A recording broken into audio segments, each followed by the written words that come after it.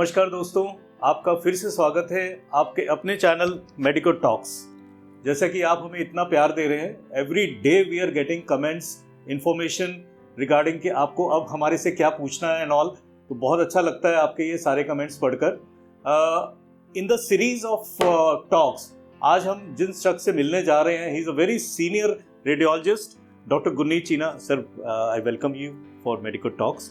Doctor साहब के बारे में थोड़ा सा मैं बताना चाहूँगा। He is a very senior radiologist और डॉक्टर साहब को अप्रॉक्सीमेटली 30 ईयर्स का एक्सपीरियंस है। डॉक्टर साहब, आज जिस टॉपिक पे हम लोग बात करना चाह रहे हैं, हमारे पास काफ़ी क्वेरीज आई थी related to different topics for radiology. तो सबसे पहले तो डॉक्टर साहब मैं अपने दर्शकों के लिए ये पूछना चाहूँगा कि रेडियोलॉजी है क्या? First of all, thank you very much for inviting me for a talk, and I hope whatever I tell you today आपके लिए उसका कुछ मतलब निकले और you are much better off in your thinking process than you were ever before. Radiology एक बहुत ही specialised branch है मेडिसिन की, जो इमेजिंग के साथ डील करती है, जो बॉडी को बाहर से दिखता है। जो फिजिशियंस हैं, जो सर्जन्स हैं, वो सब बॉडी को बाहर से देख सकते हैं। They are added with certain tests, which might be blood tests, which might be urine tests, and the internal visualizations of the body parts, body structures, different modalities, different investigations के साथ में वो अंदर के structures highlight होते हैं through in the field of radiology. So radiology का जो परव्यू होता है बड़ा ब्रॉड बेस्ड है, बहुत एक्सटेंसिव है। एक्सरे से शुरू हो जाता है और एमआरआई तक जाता है, बीच में सीटी, अल्ट्रासाउंड, कलर डॉपलर्स और बहुत सारे रीसेंट एडवांसेस आ गए हैं जो बीमारी को, जो इंटरनली डॉक्टर को नहीं दिखती है, जो फिजिशियन सर्जन्स होते हैं, जो बाहर से प्रकट नहीं होती है, जो बाहर से नहीं पता लगता, वो इंटरनली क्या डिरेंजमेंट्स हैं, वो सारी कुछ मशीनों के ज़रिए, एक्सपर्टीज़ के ज़रिए, ट्रेनिंग के ज़रिए हम वो पता करा सकते हैं। राइट डॉक्टर साहब। डॉक्टर साहब, सबसे पहले तो जो हमारे पास क्वेश्चन आया है वो है कोविड से रिलेटेड। कोविड में, पोस्ट कोविड, जो पेशेंट्स डॉक्टर्स के पास पहले दिखा चुके हैं, सिटी करा चुके हैं, जो लीजन उनको पहले नज़र आते थे या जो इश्यूज पहले नज़र आए थे, तो क्या अब आपको उसमें अब कुछ चेंजेस नज़र आते हैं post COVID? Definitely post COVID के चेंजेस काफ़ी नज़र आ रहे हैं लोगों में। One thing we should be, अपने को बहुत शुक्र करना चाहिए भगवान का, that the worst is over. COVID is a thing of the past, and with so much of vaccination which has happened in our country, we should be very proud that we were one of the best people and the best country to control COVID in the best possible way, with सबसे कम fertilities, सबसे कम मौतें, सबसे कम morbidities यहाँ पे हुई हैं। So COVID, पहली बात ये आप सब जने रियलाइज़ करो, ये एक चीज़ पुरानी चीज़ हो गई है। बट जिनको कोविड हुआ है, जिनको रिपीटेडली कोविड हुआ है, वो बीच बीच में पेशेंट्स आते हैं। 5 से 10% पेशेंट्स हैं जिनके हम जब लंग टेस्ट करते हैं, HRCT चेस्ट का करते हैं, तो उसमें थोड़े से बेजल नीचे की तरफ में फाइब्रोसिस आते हैं, जिसमें थोड़ी सी छाती में कंस्ट्रिक्शन होती है और थोड़ा चलने से या भागने से या थोड़ी एक्सरसाइज करने से कंस्ट्रिक्शन फील होती है। सो आई थिंक उसमें कोई पैनिक करने की ज़रूरत नहीं है। आप अपना जो फिजियोलॉजी है, जो नॉर्मल एक्सरसाइज पैटर्न है, ब्रीदिंग एक्सरसाइज पैटर्न है, वो आप सब कुछ करते रहो, एंड आई एम श्योर कि वो टाइम पाके ठीक हो जाएगी। बट अभी भी कोविड एक बहुत बड़ा एनिग्मा है, पोस्ट कोविड उससे बड़ा एनिग्मा है। There are no documented studies और evidences to prove that what percentage of population, what age of population has been greatly affected with complications of post COVID era. So this is going to be, ये एक ऐसी चीज़ है जो evaluation होएगी, scientific studies आएंगी बाद में और अपने को उसके बारे में ज़्यादा पता चलेगा।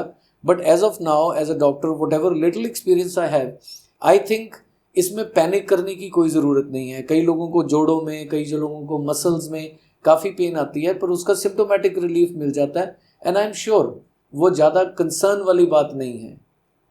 Right sir, very well said. Doctor साहब, एक और जो प्रॉब्लम्स आजकल बहुत राइज में है वो है ब्रेस्ट कैंसर।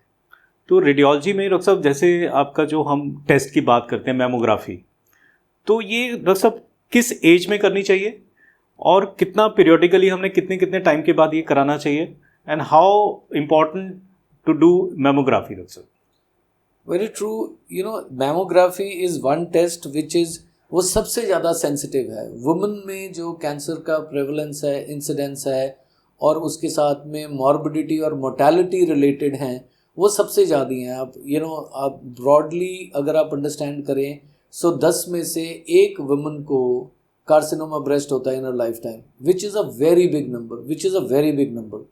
एंड उसमें सबसे ज़्यादा इम्पॉर्टेंट बात अपने को जो ध्यान में रखनी है वो ये रखनी है कि अपने को वेट नहीं करना है कि जब तक अपने को ब्रेस्ट में कोई पैल्पेबल लंप ना फील हो, कोई रसौली ना फील हो, कोई गठान नहीं फील हो, तब हम डॉक्टर के पास जाएंगे। ये बहुत सारी लेडीज़ की धारणा होती है जो बहुत गलत है कि मेरे को ब्रेस्ट में कोई प्रॉब्लम नहीं है, मैं डॉक्टर के पास क्यों जाऊं, और डॉक्टर के पास जाऊंगी तो हो सकता है वो 2-4 टेस्ट करे, उसमें से कुछ निकल जाए, तो एक प्रकार का डर भी होता है उनके जहन में, which is very right as far as the patient is concern, but medically it is very wrong, because वो बिल्कुल ही आंखें बंद करने वाली बात होएगी। अगर कोई आपको प्रॉब्लम है, आप प्लीज़ डॉक्टर के पास जाएं, और एक बात अपने जहन में बहुत डीपली इनग्रेन कर लें कि आपको कभी भी कोई प्रॉब्लम नहीं होएगी अगर आपने अर्ली डिटेक्शन करानी है ब्रेस्ट कैंसर की। वो सिर्फ और सिर्फ मैमोग्राफी के बेस पे होएगी। उसके 2 व्यूज़ होते हैं, मैं टेक्निकल डिटेल्स नहीं बताऊंगा कि क्या मशीन में कौन सी मशीन हम यूज़ करते हैं, कैसी रेडिएशन यूज़ करते हैं, पर वो बिल्कुल नॉन इन्वेजिव होता है। लेडी को कोई तकलीफ नहीं होती है, शी कैन वो सेंटर में या किसी भी मैमोग्राफिक रेडियोलॉजिकल क्लिनिक में जाके अपना मैमोग्राफी टेस्ट करा सकते हैं। 10 से 15 मिनट का टेस्ट है, 2 घंटे में या 1 दिन में आपको रिपोर्ट मिल जाएगी, और इसमें कोई डिफ़िकल्टी नहीं होगी आपको टेस्ट कराने में, कोई हॉस्पिटल स्टे नहीं है, और टोटली नॉन इन्वेजिव है। और इसका जब रिज़ल्ट आता है तो एक बात आप ख्याल रखें कि कोई भी डॉक्टर बाहर से देख के नहीं बता सकता कि अंदर कैंसर है कि नहीं है। जब तक एक लेडी को लंप डेवलप होता है ब्रेस्ट में, ये ऑफन बहुत देरी हो चुकी होती है। सो एक लेडी जो 40 साल के ऊपर है और उसकी फैमिली में किसी को भी कैंसर नहीं है, तो 40 से लेके 45 तक डिफरेंट पीपल से डिफरेंट थिंग्स ज़रूर एक बार साल में मैमोग्राफी करा लेनी चाहिए। और अगर किसी भी फैमिली मेम्बर को फैमिली ट्री में कोई भी कैंसर पहले हुआ है, चाहे लेडी को, चाहे पिताजी की तरफ से, चाहे माताजी की तरफ से, तो उनको एटलीस्ट 3 या 4 साल प्रीपोन कर देनी चाहिए। सो फिर 35 ईयर्स से या 36 ईयर्स से मैमोग्राफी, उसको स्क्रीनिंग मैमोग्राफी कहते हैं, डायग्नोस्टिक मैमोग्राफी नहीं कहते हैं। तो screening mammography would really help, and I can tell you कि आपको भी कभी नहीं पता चलेगा, डॉक्टर को भी कभी नहीं पता चलेगा जो आपको फिजिकली एग्जामिन करेगा, बट इन मशीनों के थ्रू जो अर्ली डिटेक्शन है, जिसमें सर्वाइवल रेट 100% होता है, उसमें कभी प्रॉब्लम नहीं आएगी। अगर स्टेज 0, स्टेज 1, स्टेज 2 तक पकड़ लेती हैं ये मशीनें, जब डॉक्टर्स को नहीं पता चलता, तो ये survival rate and chances of full complete recovery are extremely high. Right. That's the only thing I want to tell you. Very true, Dr. Sir. So you mean to say, sir, after 40 या 45? 40 तो हर साल इसको कराएं, और मतलब once in a year इसको कराना चाहिए, to get the right track. And the second thing I want to, जो मैं बताना चाहता हूँ, कई लोगों को बहुत मिसकंसेप्शंस हैं कि जब मैमोग्राफी होती है तो रेडिएशन होती है, तो वो रेडिएशन हार्मफुल होती है, एंड कई प्रकार की इसकी धारणाएं हैं।